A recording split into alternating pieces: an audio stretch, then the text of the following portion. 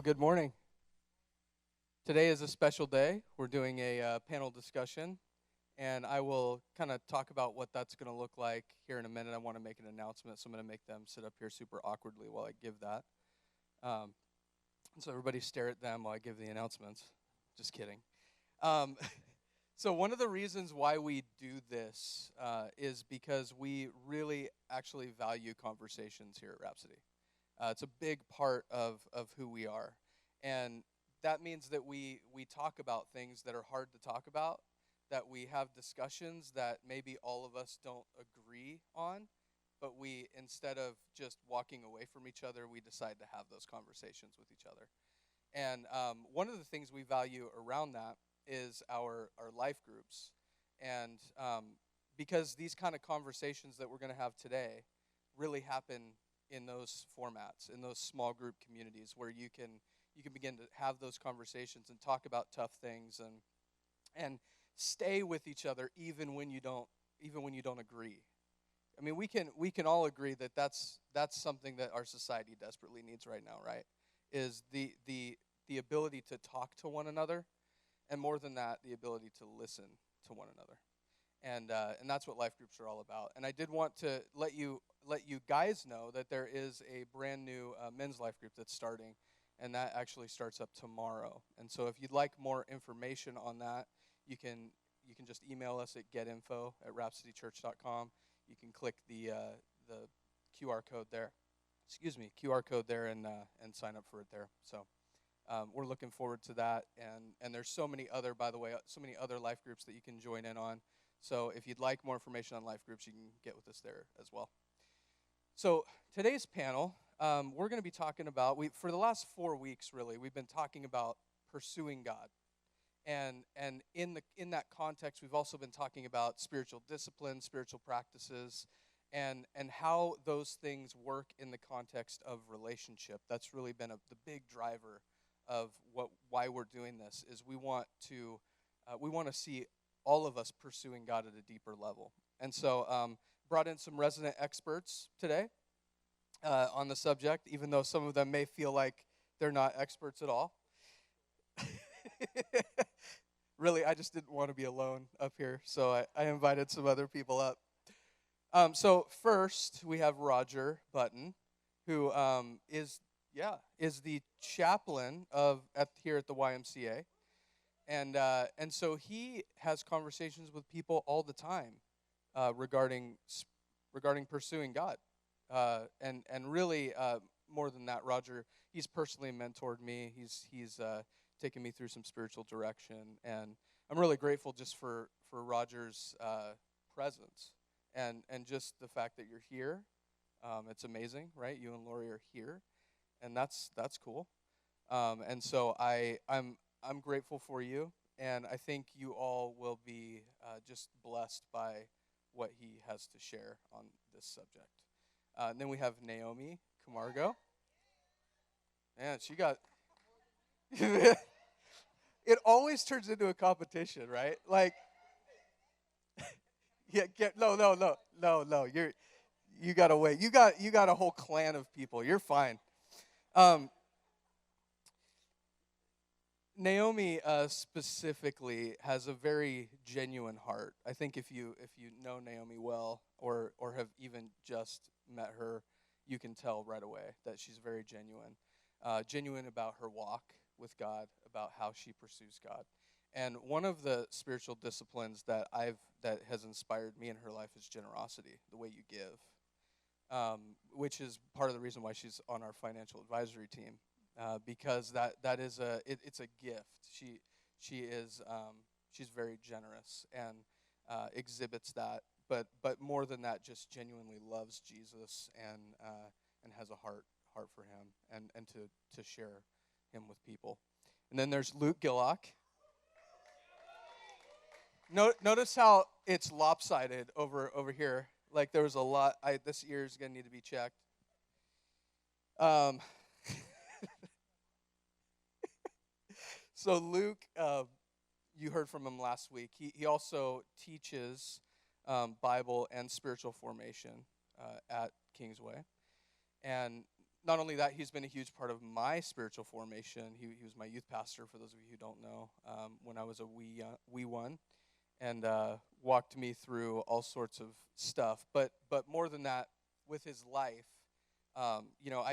he didn't have to say much about how to pursue God, because he just showed me how.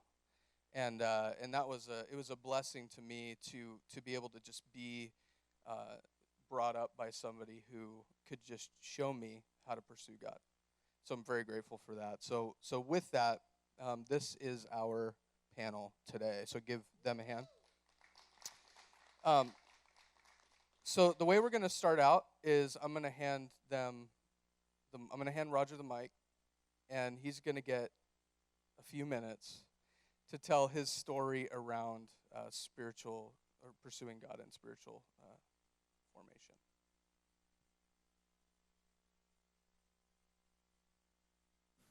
No, it's on. Hello. Okay, I'm on. There you go, Luke. I'm on. Oh, wait, can I interrupt you for a second?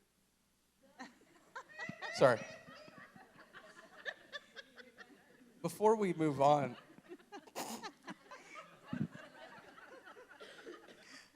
I'm going to throw a phone number up on the screen. And this is we have some questions that came in already, but if you have questions for these panelists, please send them in, and I will see them. And I can't promise we get to all of them, but we will get to as many as we can this morning. So, okay, for real now, you're up. You're done. Okay. Yeah. So most of my life has been spent arguing with God. I don't know if I'm the only one that does that, but yeah, God says, "Hey, I think this would be a good idea." And I go, "No, it's not. Who are you? Oh, that's a terrible idea." Right? Yeah, and I'm in. It's so for a long time before I went into full-time ministry, God was saying, "You need to do this," and I was like, "No." And but as Demi likes to just said, was once He gets me there, I'm all in. It's like as Lori likes to say, there's no way I could not have done this, and it was scary, and it was crazy. And as we like to say in the Button family, we thought we'd be eating cat food. We didn't. But the thing of it is with that I've learned with my walk with Him, it's a lot like what Luke was talking about last week. Was it's not this thing you do that you think God's up there, so you talk to this thing. God and I have conversations. You can call me crazy. You can call me whatever you want, but we literally do. And He tells me things to do, and a lot of times I'll say no, and then He'll say yes, and then I'll say okay, and you end up with a telemarketer ministry. Or helping some homeless guy get back into society or whatever. It's all the things you never thought you'd do on your own. And so that's really been my walk. You'll get more about it later. And it's I wrote that book, Dancing with God, and so every season of my life, I'm doing some sort of dance with Him. Sometimes it's a fast jig, and sometimes it's just that slow dance. That's right. Watch out! Look out! Pull the muscle. So that's me. Nothing much.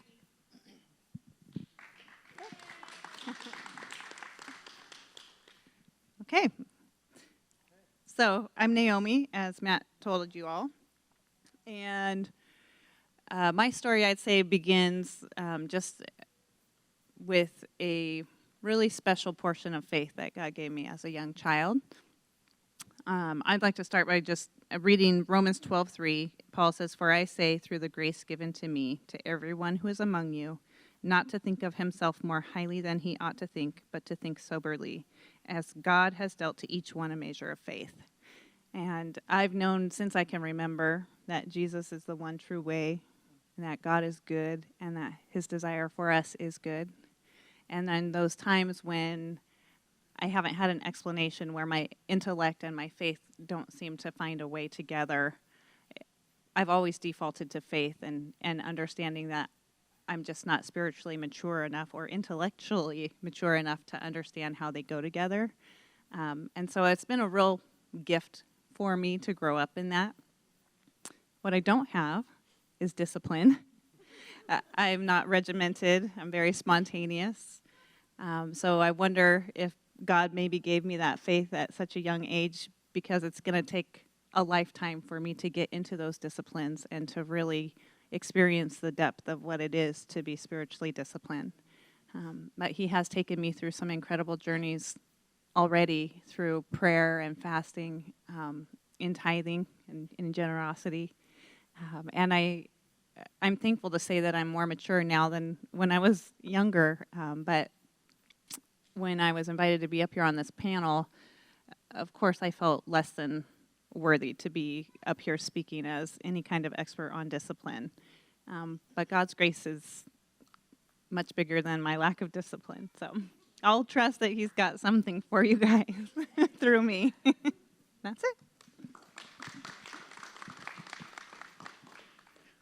I'm gonna clarify the expert comment. Yeah, if anyone here feels like an expert in spiritual disciplines or spiritual growth, I'd like to talk to you afterwards so I can get some tips. I think I'm in pursuit like you, right? Mine started when I was 17, came to know Jesus abruptly, and I kept it simple. I just started going to church because that's what I assumed you did. So I went to church whenever the door was open. I started reading my Bible because they told me to, and which wasn't necessarily a chore. I prayed, wasn't sure how to do that either. And I got discipled by my youth pastor, and 9 months later I was in Bible college and in ministry a year later. And then it just, so all the while, I struggled with consistency and struggled with the purpose and meaning behind it and how do you do this and everything that everyone else struggles with. I met a woman. She was 94 years old, and I was a youth pastor and had been for 2 years, I think, at the time. This is before I met my wife. Her name was Sister Harms, and she was the wife of the founder of the organization that I was a part of. And so my pastor said, hey, come here, I want you to meet somebody. And I'm like, cool. And I'm not proud of everything I'm going to tell you here. But in the back of my mind somewhere, I'm like, all right, I get to go, she gets to meet me, right? I'm not proud, not at all. I went over, and there's this lady on the front row, and she, 94, she's kind of hunkered over a little bit, and so I went over, and they said, well, Luke, this is Sister Harms. Sister Harms, this is our youth pastor, Luke, and she kind of looked up at me, and so I got down on a knee, and I shook her hand, and I began to tell her about what we were doing in youth ministry and about how God was moving, about what about me. And she politely sat there and listened to me, and she wouldn't let go of my hand though, which I you know what, she's supposed to hold my hand. I understand. And as the conversation began to take a turn, I don't remember anything she said, but I'll never forget the one thing I remember, and she said. I stopped talking, and I looked at her, and she had these piercing blue eyes that I won't ever forget. And it was like she looked into my soul. I'm not trying to overspeak this or make it dramatic, but it was life-changing. And she pulled on my hand a little bit, and she said, young man, you will know God at the expense of your sleep. That was it. And I went, cool. All right, we're going to start service or what? Yes. My apologies. So when she spoke to me, she said, young man, you will know God at the expense of your sleep. and I didn't understand exactly what she was saying. I went on, and as the years went by, I'll say I have come to understand those words. I've never forgotten them. And I will say that as I've progressed and moved forward, I have come to know Jesus in the dark, in the early morning hours where I've made the difficult decision to carve out time, not to make space for him, but to take some time that he's carved out for me and to know him. I wish I could go on. I'm taking up my 5 minutes, but so it started there and has become, I'll say, an obsession of mine to know him. And now I'm teaching teenagers how to do the same, and it's been great to experience that coming to pass. So. No, that's great. Yeah, I think what you said about you don't carve out space for him. He carved out a space for you. That's really important. And then I think, Naomi, the thing that stood out was you were talking about how you're spontaneous and how I think sometimes there's this thought that spiritual formation has to do with regimented kind of things. And I think for some it is that way, and I think there's definitely something to be said for discipline and habits and things like that. But I think you're tapping on something that people need to hear about, the spontaneous nature of spiritual formation. Roger talks about that a lot, is just doing what God's called you to in the moment. And some of us who are more regimented have a hard time doing that and need to learn from you on how to do that. So if you wonder why you're up here, that's part of it. And then Roger, I love doing what you can't do on your own. That was awesome. I mean, that's really cool. Let's get into some questions. We're getting some sent in, and I will start with, how do you keep, when talking about sort of the discipline of, so Luke, maybe specifically for you, that discipline of early morning, every morning, this is what I do. How do you keep it relational and keep it from being too like check the box or performance based?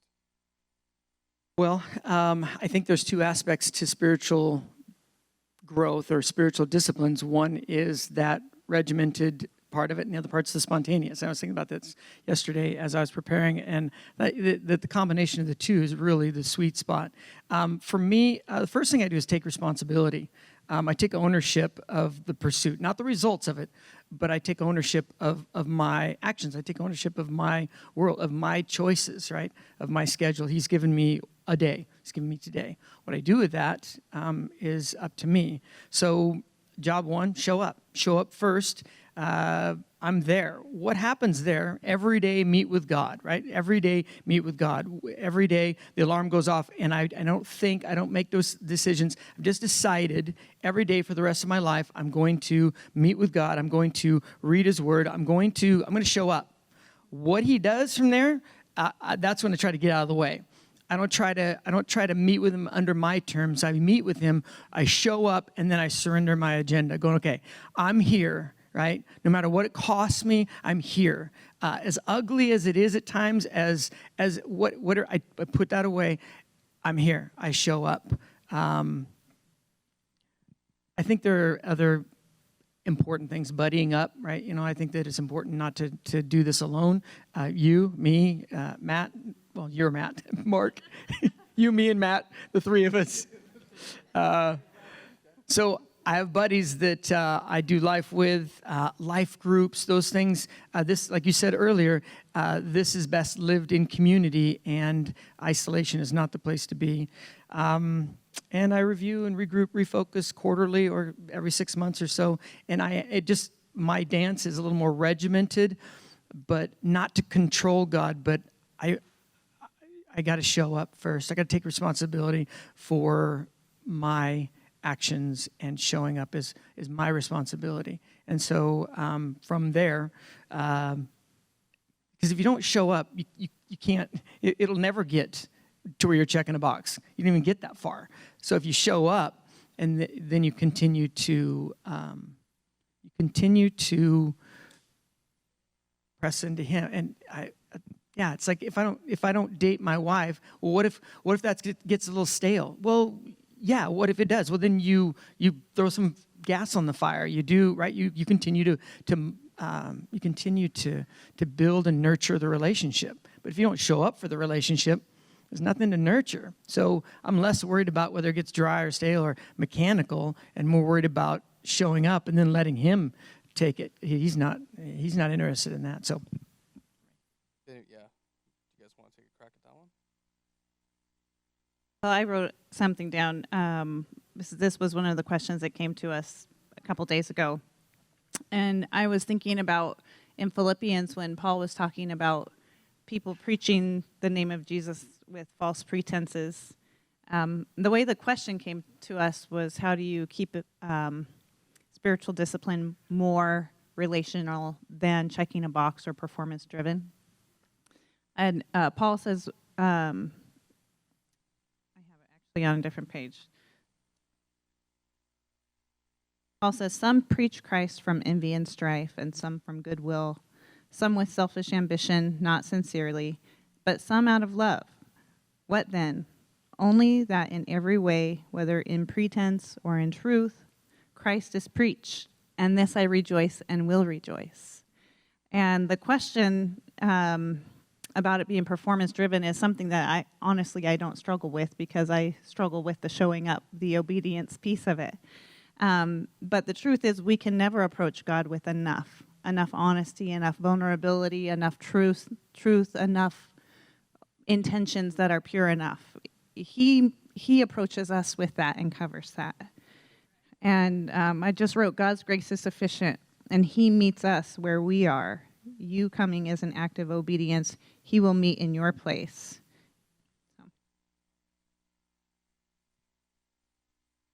Yeah, how do you go on from that?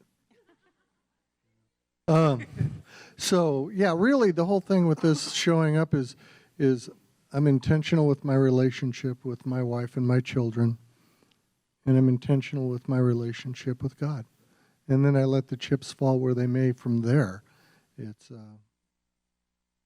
for me, it's that relationship of listening, talking, being amazed at things that he shows me, and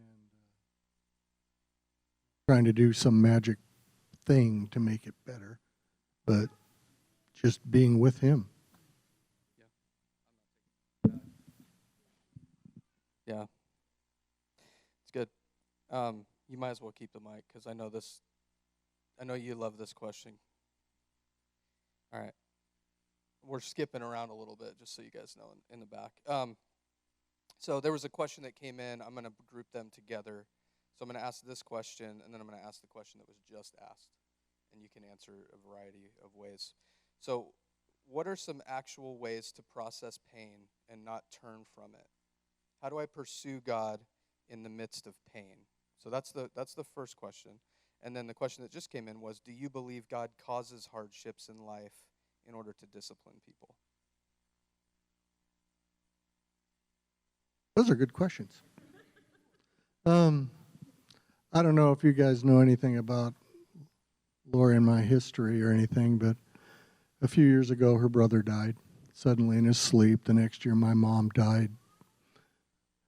And then I went into the hospital and woke up from surgery with lymphoma written on the wall.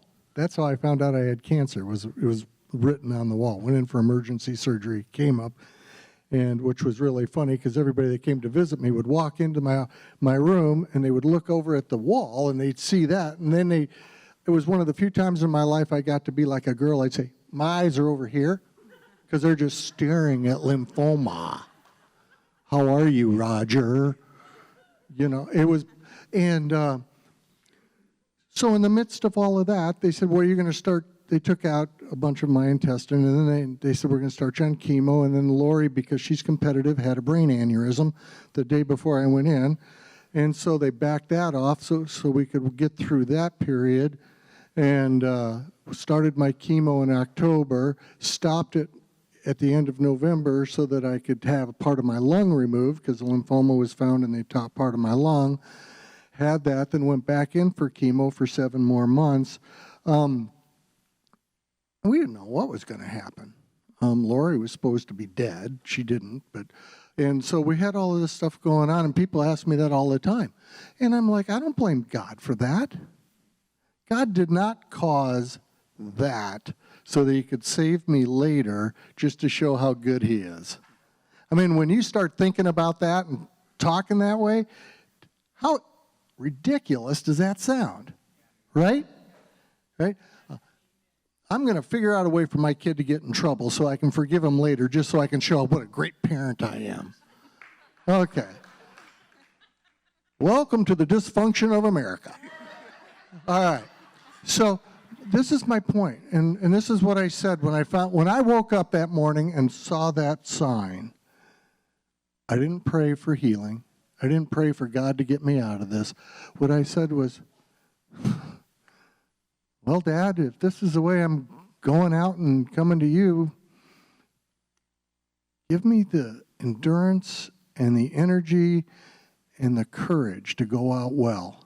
I teach Christian faith and thought at a university, and if I can't actually walk my talk, who am I?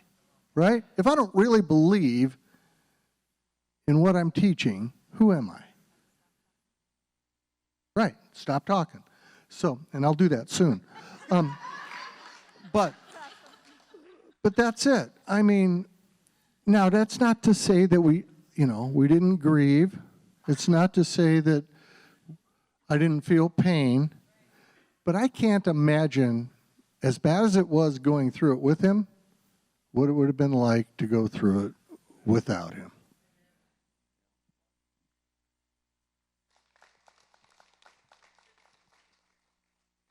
Thank you. We can move on to another question unless you guys want it. Go. Yeah. Okay, I'll go. The question that we got was, how do you process pain versus turn through it? What are some ways? So this brought me to some, I did not expect to cry over this. Okay, hang on a second.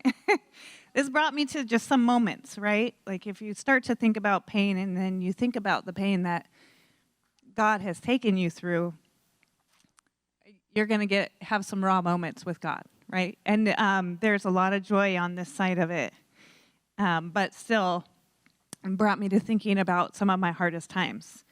And when I'm in pain or going through a tough time today, remembering the pain that I've gone through is one of my most critical tools. My husband and I lost our first child when she was 6 months in the womb, and that was this incredible journey that was so, we were vulnerable, we were youth pastors at the time, and it was so hard. But when I think about it today, I call it, like, I wouldn't trade it.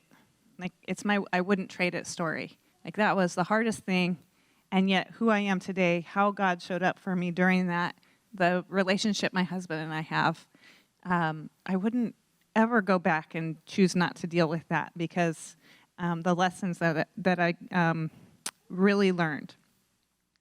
And then just remember, God's not bound by time. So he stands with you in your past.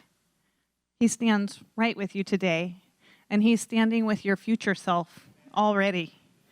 And he's looking at your future self, seeing what you're going through today, and being fully confident that that future's coming with the hope and with the truth. And then the last thing I wrote is, I've learned that when I feel pain in depths that I didn't even know I could, like the depths that you don't know you're capable of. When I tap into that level, I'm reminded that I'm created in the image of God. And the capacity of ourselves to be able to feel that deep means we're living.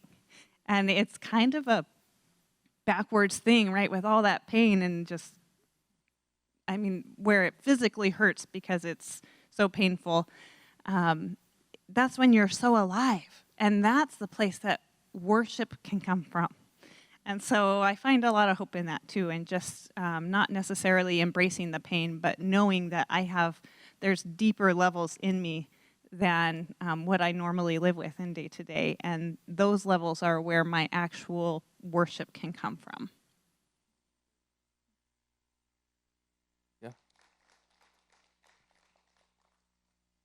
I would just simply add that God never promised that I would understand things. He just said I could trust him. So.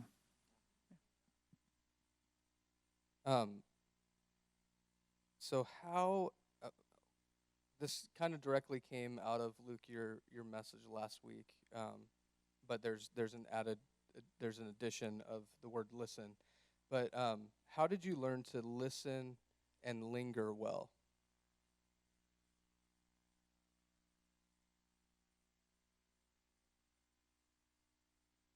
I think part of it for me came from the understanding of, communication, choosing a dialogue as opposed to a monologue, talking at God, filling the air with words. I think there's a depth that comes with lingering, that comes with quieting, that comes with contemplation, that comes from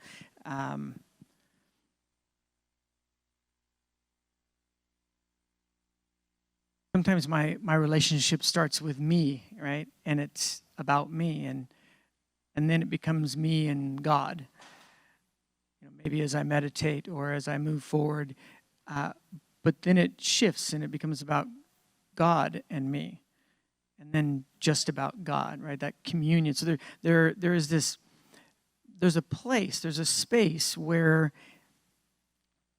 just being with Him, I would say, is enough, but it's more than enough. It's my favorite place in the world is downtown Disney, Rachel next to me, ice cream cone, leaning into her. No words.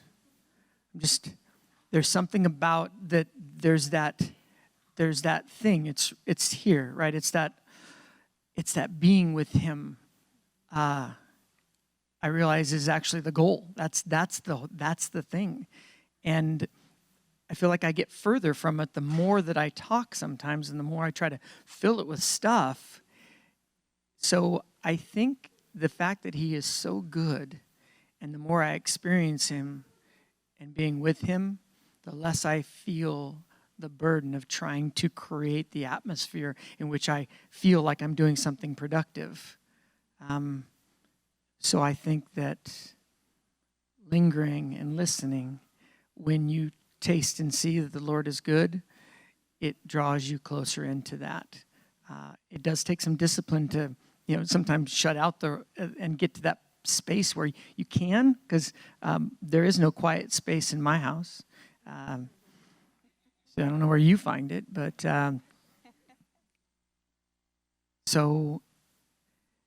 But when you do, you'll start to recognize it, and you'll recognize Him. And you'll recognize sometimes He's not talking either, because He just wants to be with you.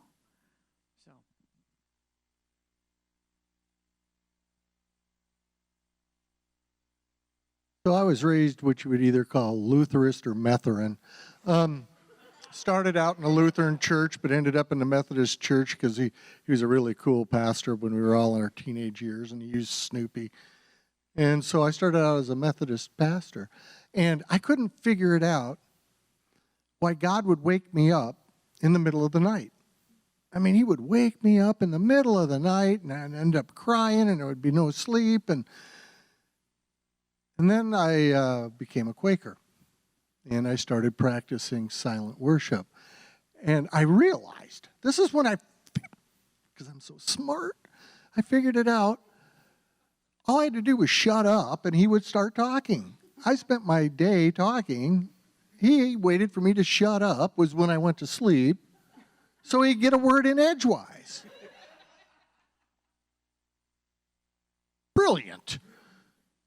So I call it wasting time with God. People look at me and they're like, what is he doing over there? He's wasting time. I literally had staff open the door to my office one day and go, oh, he's praying. They thought I fell asleep in my office. And I was literally just praying, talking to God. And, but that's it. It's literally just relaxing. That performance-based thing that we got to be doing. Just relax, spend time with him. Maybe he'll say something. Maybe he won't. Maybe he's spending time with you. Go for a walk. Get in a canoe. Go climb a mountain. Just spend time with God. That's all he wants.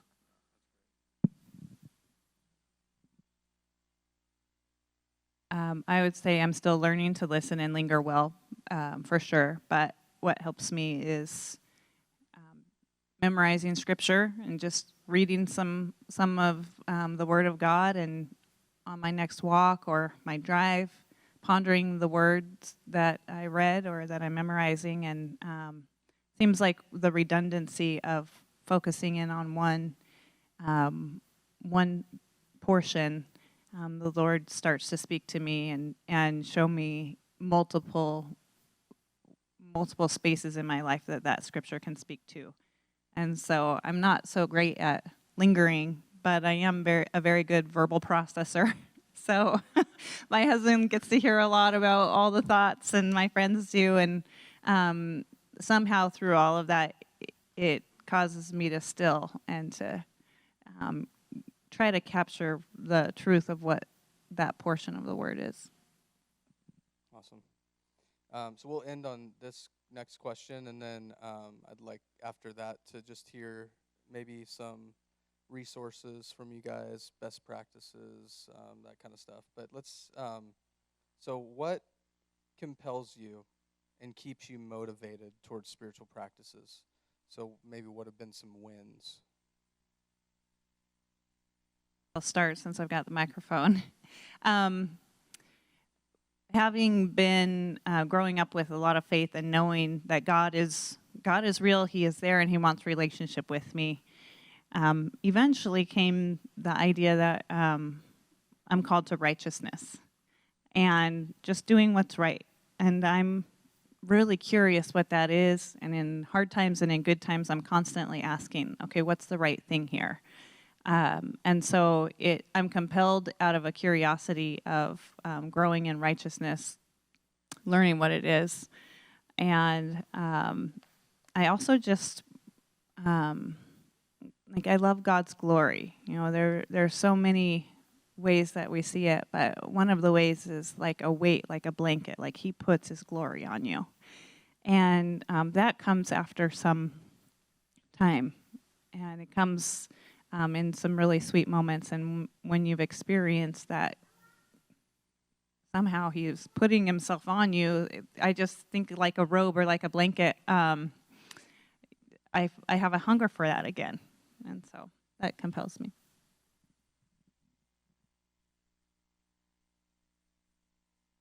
I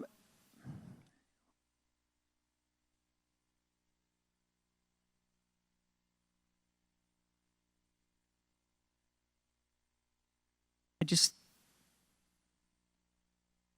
want Him. What compels me, I don't feel necessarily compelled as much as drawn into, invited to, welcome to. This isn't my party, right? It's not about me. I just have become captivated, I think, by Him, and I want Him. And so I think once you respond to that, when Jesus walked up to Peter or Andrew or whoever and said, "Follow me," that response to follow Him opened up this relationship. And even upon Jesus' invitation at some point, when people were leaving, when the difficulty of the message got too high, and He even looked at His disciples and said, "Hey, you going to go too?"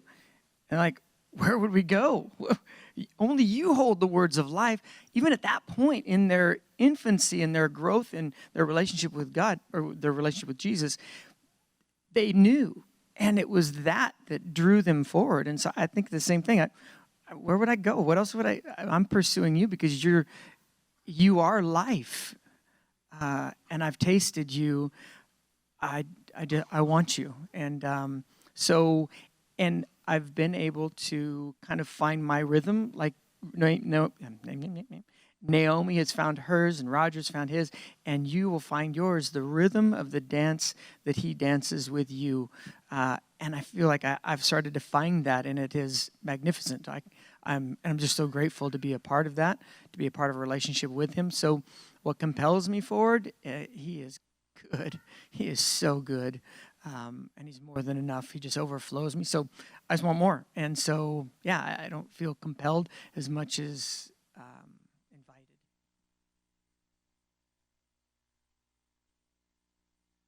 Yeah, I'm with Luke. I don't know if it's compelled. It's just I'm in love. Where I want to be. It's not always easy. It can be stale. Sometimes it's more exciting than you bargained for. But just where I want to be. I don't have a way of, there we are. I think that's beautiful. I share that for me it's not, what keeps it from getting performance based, and what keeps me compelled forward and is that I feel drawn in. I loved how you described that. I feel drawn in. I feel pursued. Everywhere I look in my life, I feel like he's pursuing me, and I can see it all around me and hear it in the conversations that I'm having, and it's a beautiful thing. So thank you.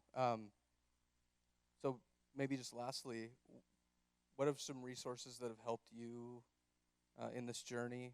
Maybe a couple good books, or just maybe a place to start for those in the room that maybe haven't begun this journey of pursuing God. Start with you since you got the mic. I know a guy who wrote this book. You find him on Amazon. Shameless plug. Shameless plug. No, but Ragamuffin Gospel, Brennan Manning, fakers, posers, wannabes, Nowin, the Trappist Diaries, those extra biblical pieces of spiritual formation books that can really work with you on that. Nowin said when he spent 10 months there, he used to go to the mailbox every day to see if somebody wrote him, because he was in his, there was no talking. There was nothing. And so he's all basically alone, and he wasn't used to it. And he'd go to the mailbox every day to see who wrote him. And he said, when you get to the point when you no longer need to go to the mailbox and you can just sit with God, it's life-changing.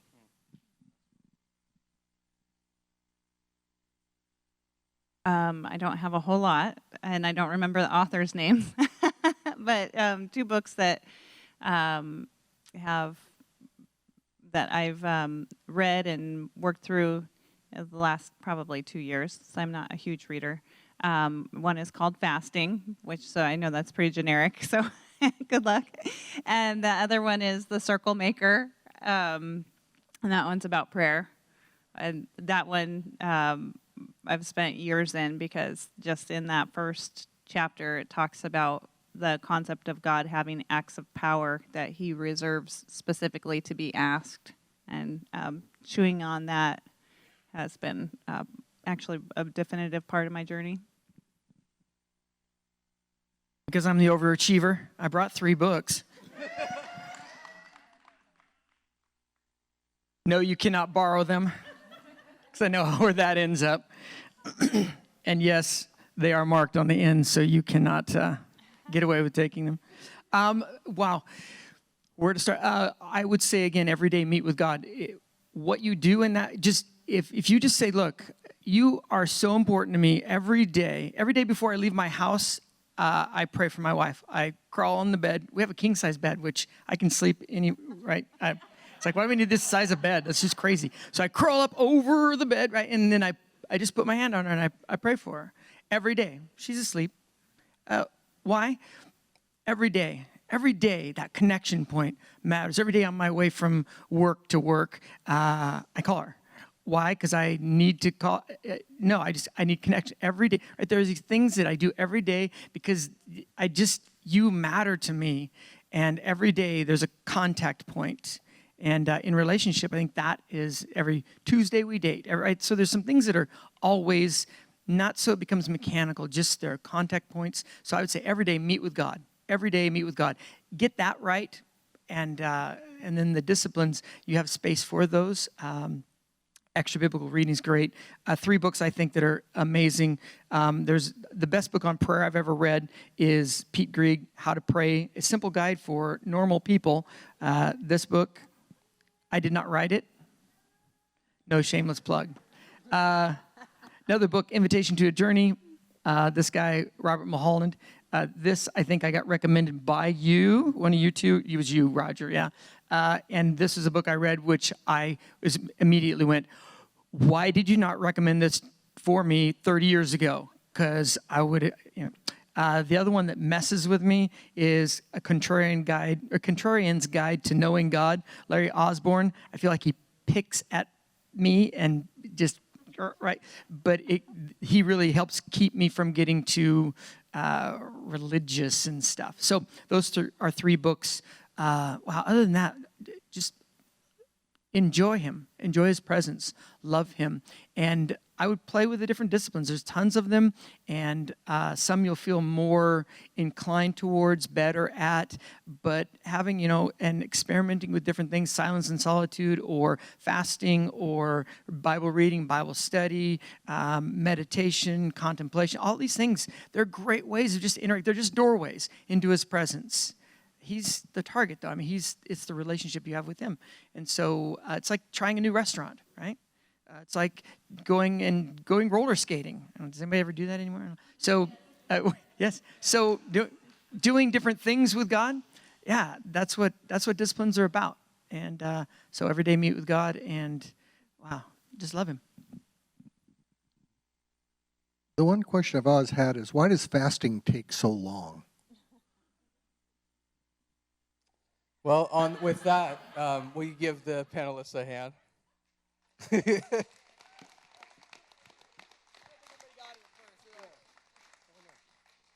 guys are done. You guys did great. Yeah. So we're gonna sing a song together, just to end, just to press in to his presence together.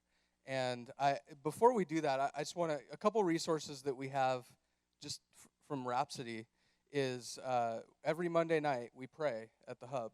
And so if you have been interested in prayer, or just, you've been maybe, I don't know, just not sure how to start or whatever, come out and join us on Monday nights. We go from 6 to 7 at the Hub. If you need directions, you can find it on our website. And we'd love to have you there. And we just pray together.